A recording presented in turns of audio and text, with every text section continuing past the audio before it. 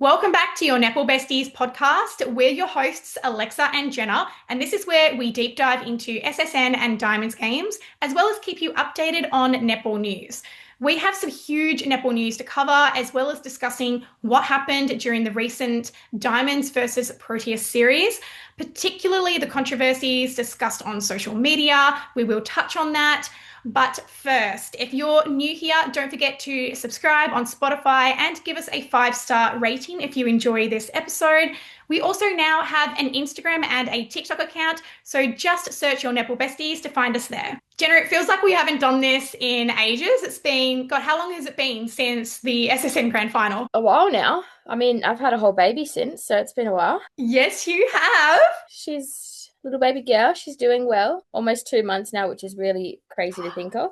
Has it been 2 months already? All right, well, let's jump straight into the netball news headlines because so much has happened since our last episode. Let's go straight into the elephant in the room. The biggest story that's pretty much taken over all of the netball headlines for the last month and a half now. And that is, of course, that Dame Nolene Taurua was shockingly stood down by Netball New Zealand after some really, really surprising allegations by some of the players. So not all of the players, and there's a lot of speculation around who that might be. No one really knows for sure.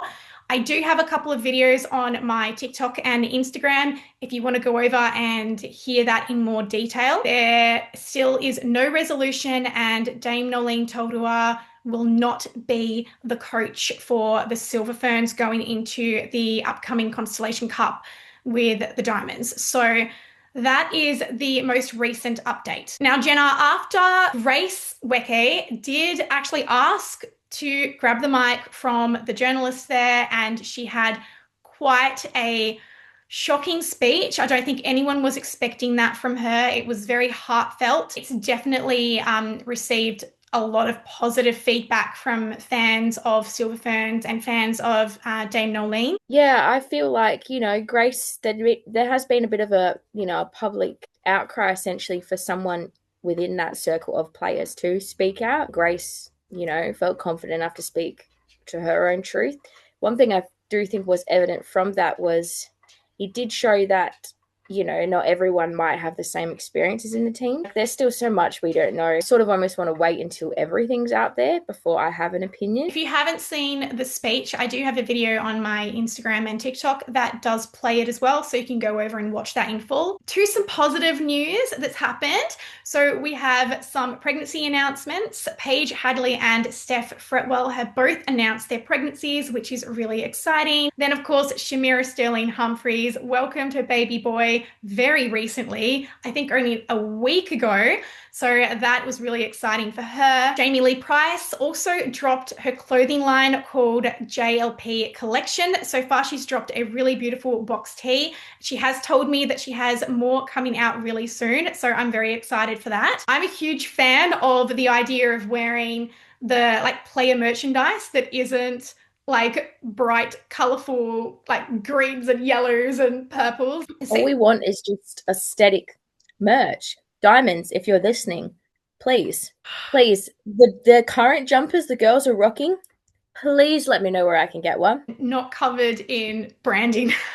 Take inspiration from Lightning. I think Sunshine Coast Lightning actually have some of the nicest, most wearable merch. I like what she's done with it as well because it's personalized to her. She gets all the profits, and we don't see any of the merch, personalized to any of the players in netball. So if you have a favorite player, you can't get something that's specific to them. I would not be sad if more players brought out their own clothing line, that's for sure. So all of the SSN clubs had their awards. They all looked absolutely gorgeous. I have videos breaking down who got the main awards as well, if you want to go check that out.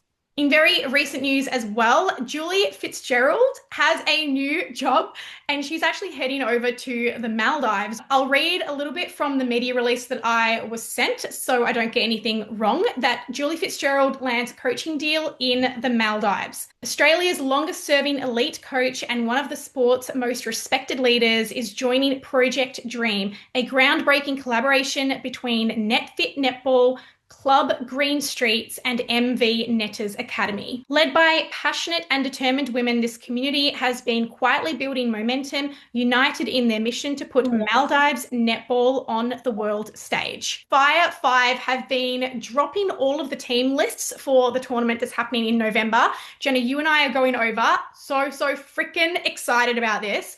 If you haven't seen what Fire 5 is, it's basically a similar to Fast Five. It's a tournament that's been organized by Gretel Boeta and Maria Falau. It's happening in November, and so many incredible elite ex-netball players are going to be participating in this tournament, which is going to be wild. So go check out their Instagram page because they are releasing all of the player lists at the moment. Speaking of player lists, isn't there?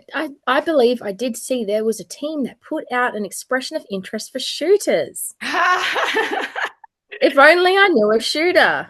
Oh mate, like I know I got like sent to me in my DMs and a really sweet girl. She was like, "Oh, I'd love to see you." It's like, mate, I would love to.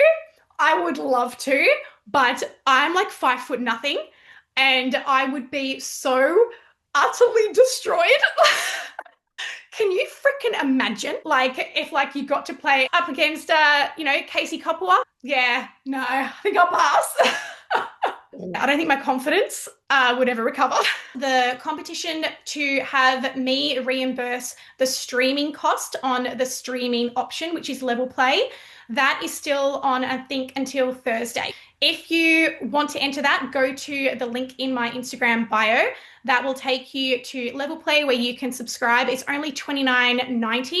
So it's a kind of platform where you like pay on demand. So you only pay for what you're going to watch and then you go into the running to have it reimbursed. So go check that out if you cannot make the tournament in person. In other news, Jenna, we also had the SSN 2026 fixture dropped and we noticed something that made us very sad. Was that there's not going to be Teen Girls Cup in 2026 because of the Commonwealth Games. So that is devastating for us because we go every year. Yeah. But it'll be back. It's fine. It'll be back. Like the 2025 one was bloody amazing because we got to interview so many of the players. All right, we had the Aussie Diamonds squad list announced, and the captain is, no surprises, Liz Watson, and she was joined by vice captain, one of Australia's favourite netball duos. So vice captain is, of course, Kate Maloney, and they hold those leadership positions until 2027. We obviously had the TJ Trophy series that we just touched on. That was New Zealand versus South Africa, and New Zealand did win all 3 of those games. But the final game was very tightly contested, and they actually did only win it by 1. So credit to South Africa there. At the same time, we had the World Youth Cup going on. I didn't get a chance to watch this yet. It's still on my to-do list, but obviously Australia won. But Jenna, who were the biggest standouts to you of Australia's youth? We really have some exciting talent coming through, but I think, especially in that grand final, Lily Graham, oh my goodness, she is an absolute star. Like she just comes on with just this confidence and she plays and she goes hard and she just does everything you want and more from a GA. And I think, I can really see her in a green and gold dress one day, that's for sure. She really has something special, and considering she's so young, it's just absolutely insane. She was definitely probably like my standout player. Hopefully more court time though. I really think she deserves it. You mean at Vixens? Just in general, I think she should be out there. I guess it's hard when you're behind, the starting 7 Diamonds GA in Kira Austin to get a huge amount of court time.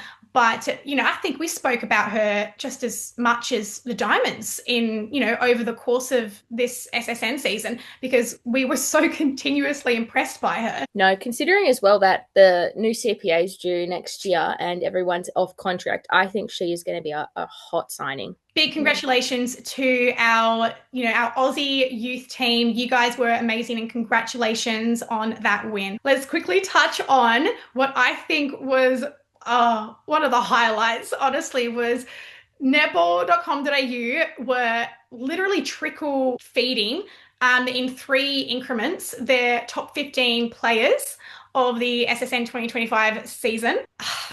I don't want to be critical of anyone, but I think I wasn't alone in my surprise in some of the placements and some of the additions and some of the missing names from that top 15. I obviously did make some content, I reacted to it, and I did also add in my own selections. So you can go to either TikTok or Instagram to watch that video based on my personal opinion. But Jenna, what did you think about this list? I think it was definitely obvious that it was one person's opinion. First, I thought, oh, okay, is this like, stat wise? Because that would be interesting. I'm interested to see statistically the top 15. But then, yeah, there was definitely a couple that I sort of went, this is definitely someone's own personal opinion. And of course, no matter where people are aware of it or not, you're going to have a personal bias. After that, I was like, oh, okay, all right, take it with a grain of salt because I do love my stats. I'm like convinced that we were being rage baited for engagement. Like, I'm convinced. Possibly. All right, so now let's talk about the three games that were the Diamonds versus Proteas Test Series. Overall, it was very much a dominant performance by the Diamonds across the three games. South Africa, coming off the bat of their recent series against Ferns, were definitely a little bit more well-oiled as a unit in that first game, whereas like the Diamonds had just been in training camp, but they very quickly found their feet and their connections. And yeah, it was pretty much smooth sailing for the Diamonds from then on. But Jenna, what was your overall vibe and take on the whole series? I thought game one was exciting. I thought that South Africa were building really well off the back end of the one that they just came off the Tony Jameson with New Zealand. So this one I thought it might be a closer contest, which it actually was a bit more of a closer contest. I think is it Nicola Smith, the defender? She was a standout for me. She had a phenomenal game. So that was really exciting to watch. As the series went on, it was a little disappointing then to see sort of how it ended for them, especially considering that I felt like they were really building really well. But I mean, they could still very well be finding their feet. New coach, new dynamics. But also, that being said, you're number 4 going up against number 1. It's never going to be an easy task. You're going to be challenged. And I think one thing that was very noticeable is I think South Africa really struggled with the Australian physicality. Like they weren't able to go, contest it as hard as the Aussies were. The Australians, they just run and they run and they run like they have an endless supply of gas in the tank. South Africa, of course, when those little errors creep in and you get tired, that's when you get tired, those errors creep in and then the frustration sets in, with the physicality of the one-on-one play that the Aussies do. So I think there's definitely a lot to learn for them. Elmarie van der Berg, she was definitely a standout of the series as well. And, no surprises really, given that she has been signed to join the SSN next year with the Thunderbirds as their shooter, which is a huge, huge ask. She is, following from Romelda Aiken-George, big shoes to fill. But I would say after watching her in the series, she's definitely up to the task, but there definitely needs to be some toughening up, some thickening of her skin in regards to how she was quite frazzled and frustrated coming up against the Aussie defenders. And that is just a taste of what it's going to be like week in and week out for her next year. She is a very exciting signing. She has a lot of potential. And considering she is young, I think SSN will be really good for her because if she can build up that strength and that thicker skin and not get rattled, I think she's going to be absolutely unstoppable. So I think coming into this environment is where she should be and she deserved to be. But yeah, definitely getting used to just having someone on your back 24/7, It was actually really nice watching Visser as well, because we really didn't get to see her out on the court that much during the 2025 season. The way that she was a standout in her own right throughout that series. She had phenomenal moments and really strong games all across. And it almost makes you think like, oh, kind of devastated that she didn't re-sign to the SSN. She definitely would be, a huge, huge asset to any team. No, definitely. Vista was really exciting. She had some really good moments, and you could tell even just being in the Australian environment for what she was this year, it really did help her game, and she was able to read play and she was able to win ball for her side. Maybe she'll get another opportunity over here. Never know. Hopefully for her. All right, so let's go through game one quickly. So the Diamonds actually took a minute to get going. This first quarter was a little bit surprising. I think we weren't expecting it to essentially be so tight. It actually was 14 all at the end of the first quarter. We saw that Sophie and Kira, who started, they struggled initially under the South African defense. There were moments where Sophie looked like she was fighting for her life to keep that front hold. I think it was Smith who was against her, who was having such a solid defensive game and really putting her under pressure. But I mean, credit to Sophie, she's still so strong that she can still like maintain that hold. But at the same time, it just wasn't working as smoothly as that unit normally does. But of course, with the Diamonds and with those two, it didn't take them long to essentially figure out what they needed to switch up. We saw a very exciting debut of Alice Teague Nield. She hit Getting started. This was very, very exciting for us, especially as Fever fans. And I think as we've all known, it's been a long time coming for Alice, and it's been really hard to get her foot in the door, given her position and how strongly held that position was by Liz Watson and Paige Hadley. It was a really tough gig to get, but she did it. And my God, has she grabbed that opportunity with both hands, because wow. Yeah, she honestly has been phenomenal. And I saw a lot of people saying as well, but they were like, that is probably one of the best debuts they've seen in a very, very long time. And I think she took the moment, she came in there and she just killed it.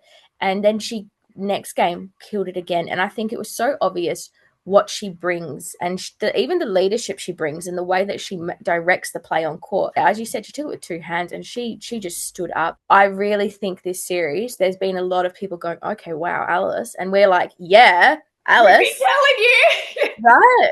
So Alice really has gone out there and she's just proved that she deserves to be there. And then to take away player of the series. I know. Like, imagine that. Oh. On debut, I must say, when I saw her on the sidelines, I'm probably going to get emotional anyway, but when I saw her on the sidelines, I was like, oh, like I could have cried.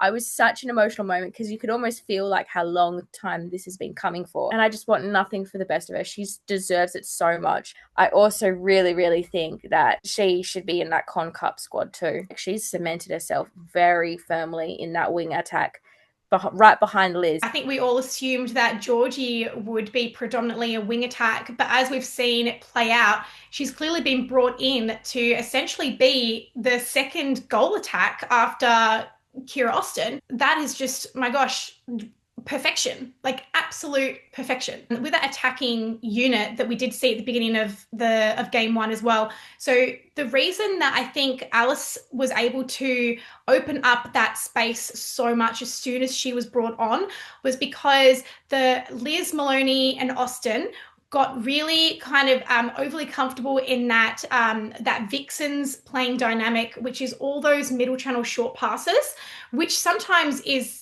absolutely 100% on the money. But in this occasion, it was one of those things, I think it was overused. The defenders were surrounding them and it really felt very congested before Alice was brought on. And then almost immediately, it was just, wow, space on the court, smoother passes, smoother transitions. I really liked the addition at the end of the Cara-Georgie combo, but I think it was obvious to everyone that it felt a little bit cold. Like they hadn't really had the opportunity to warm into that combination yet. I did see them posting on the Diamonds Instagram page that was something they were training with, so I wasn't surprised to see it. But obviously when you're comparing, Austin and Sophie, who are a very well-oiled machine from their combinations with Vixens, and coming off the bat of, their premiership win, they are very, very comfortable playing with each other.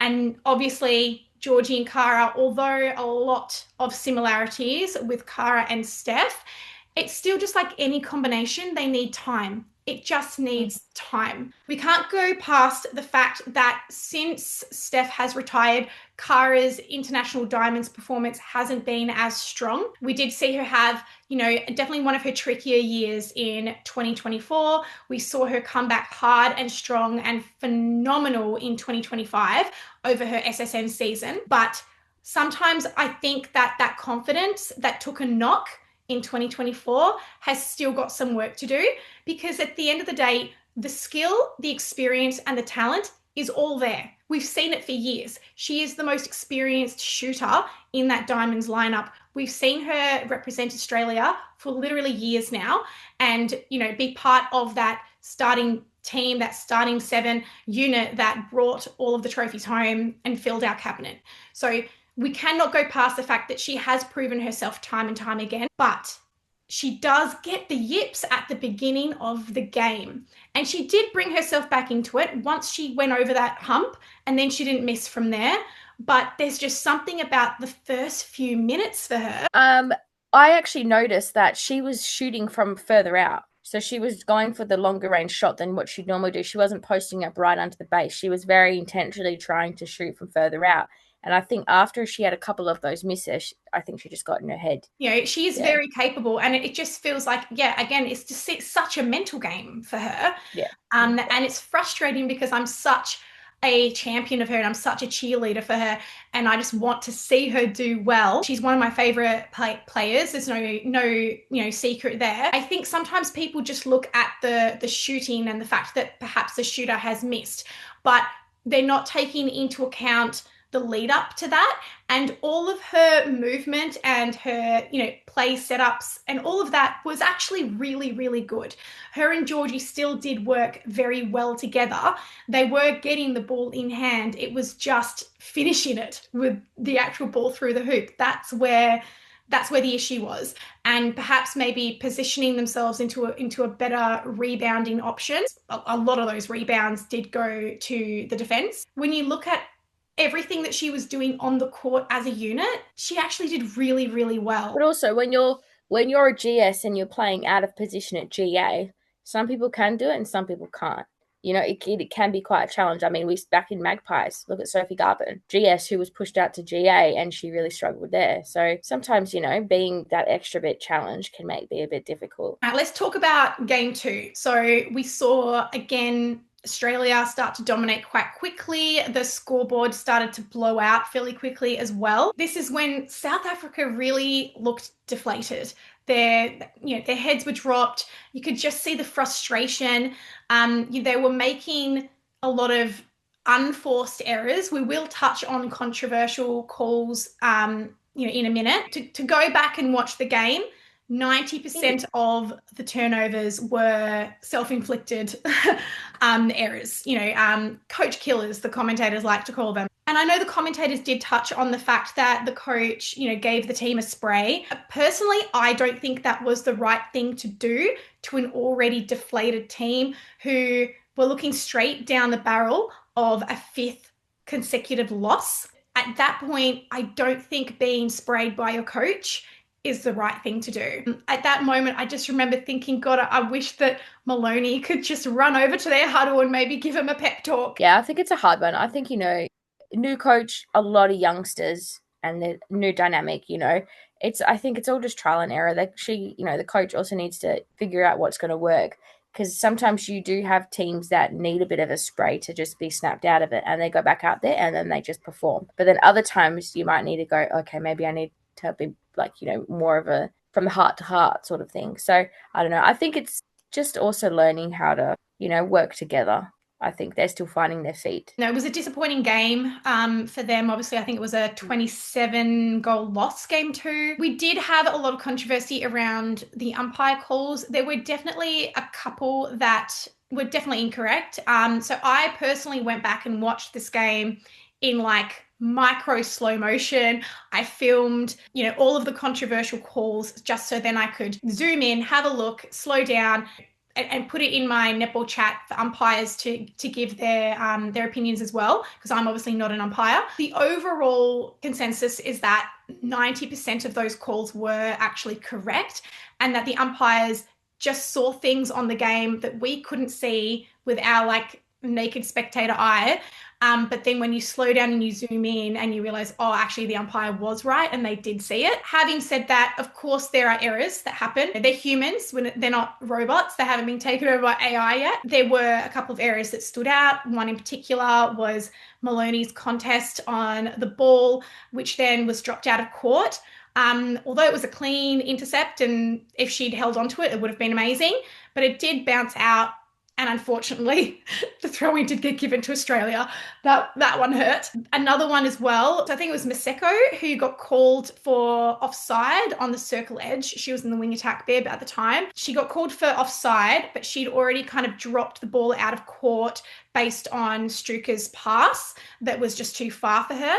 So although the penalty was called, it would have been called for like a throw-in anyway. It just wasn't an offside, in my opinion. But yeah, those really were the two standout errors. Game 2 is the one where we didn't have the best first half, but then we saw Garben and Georgie for the second half, and then we really lifted, and it was a really good combo with the three and Alice. I really liked seeing that combo. I don't think I've ever seen Garben move that much in a circle. You know, having her and Georgie there, like we saw such great movement. And then obviously Alice in there. Her passes absolutely pinpoint. Her and Garben's connection was really great too.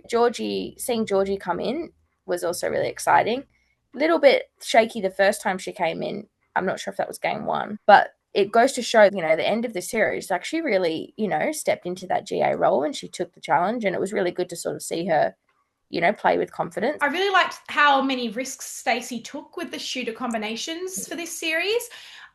She was definitely a little bit more conservative last time with the Constellation Cup. I expected for Sophie and Kira to essentially be paired together and only together, but we saw quite a few changes with that, and that was really exciting to see, actually. Oh, I have to say though, the Liz and JLP combination was absolute favorite things to watch. Their transitions, the speed that they got the ball into the circle, the perfect example of like top tier netball, just absolute perfection. We saw Liz Watson, Bruce, and Kira Austin rested for this game, which was no surprise really, obviously being rested because they're going to be starting 7 players against Silver Ferns in just a couple of days by the time you guys hear this. So we saw some really exciting debuts. Oh yes, I mean we've already spoken about my favourite debut, but we also got to see Hannah Mundy come on, which was a very exciting moment. I know that her and her mum now have sort of etched a place in history, being the first mother and daughter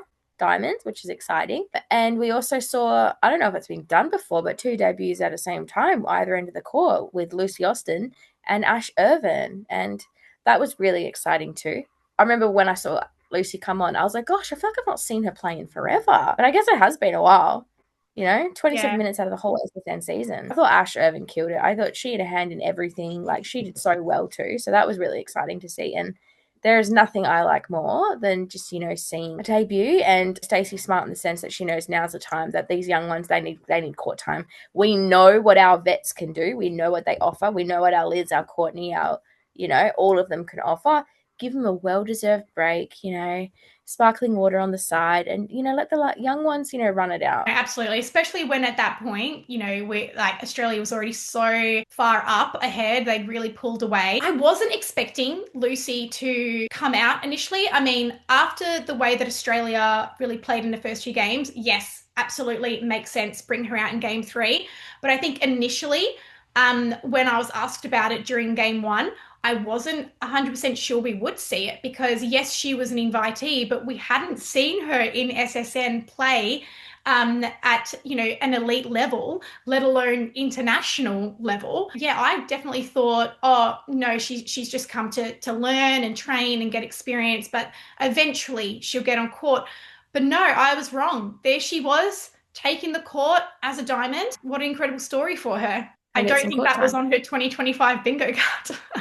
Well, no, when you're sitting not even on the bench, but in the stands for majority of the games, I don't think you'd be thinking, oh, yeah, I'll make diamonds this year. Don't worry about it. Georgia, I'll actually like better in GA. Yeah, I was going to say a close second for player of the series, in my opinion, would have been Georgie Hodges.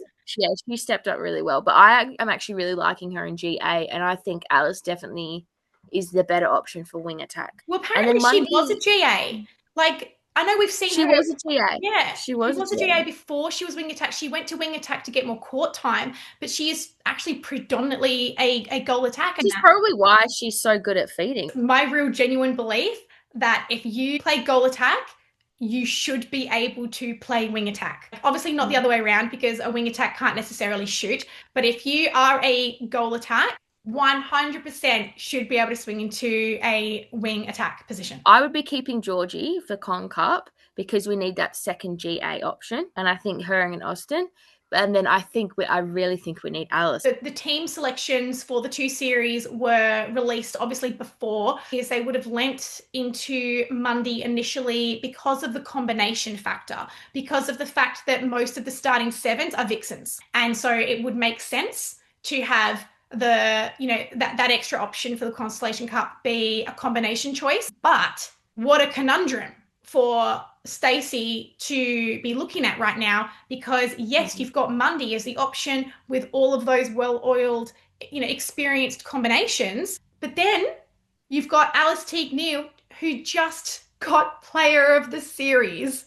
I mean, surely, I don't know. What would you do? They're all friends, they'll get on, but at the end of the day, it's a very competitive environment, and you go out there and you train hard and you play hard, and that's what wins your court time. I mean, we've seen people who come in, like Rudy Ellis last year, who came in as an invitee, and Ash Irvin, who was named in the squad, and we saw Rudy make a debut before Ash did. So, and that was purely based off her performance in trainings and things. So it really goes to show. Yeah, so it really goes to show you train hard, you earn your spot on the court. And I think Alice, at the moment, I think she's earned her spot there. She's really got an award to prove that she's earned it. Exactly. And on a debut series, it's actually mind-blowing. I wouldn't be surprised if we might see a bit of a revision, because whenever we go up against New Zealand, it's probably the most intense rivalry, that's for sure. I'm so torn in the fact that we're going up against Silver Ferns. We're obviously, like, I think the Diamonds are looking so strong. All across the court, we just have so much depth. But I feel like we're kind of going up against a weakened Silver Ferns, a Silver Ferns that's lost their coach, a Silver Ferns that, is not all they're not all on the same page. There's obviously a lot of behind the scenes drama going on. It's one of those things, like, you want to beat when they're at their best. I think it can be so unpredictable, because that also being said, Australia really struggled to win over in New Zealand. I think it's been a really long time since they've won over there. When you see that, when Courtney Bruce walks on court and stands next to Grace, it's game on, like, they're not thinking about any outside noise. It's game on in that moment, and it's going to be a hell of a hit out. We're in for a challenge, that's for sure. And it'll just be interesting to see if Australia can finally win a game back over there. Thank you so much to everyone who is still listening. As I mentioned, you can now find us on Instagram and TikTok, but particularly come and join us on Instagram. That is where you guys can, share your opinions, and we can have a chat about the episodes as they go. We will be doing another episode, or another 2 episodes for the Constellation Cup. So we're going to have an episode after the first 2 games, and then an episode after the end of the series and the final 2 games. So definitely keep an eye on your feeds for that. Don't forget to subscribe. Please give us a 5-star rating if you have enjoyed this episode. And yeah, we'll speak to you guys soon.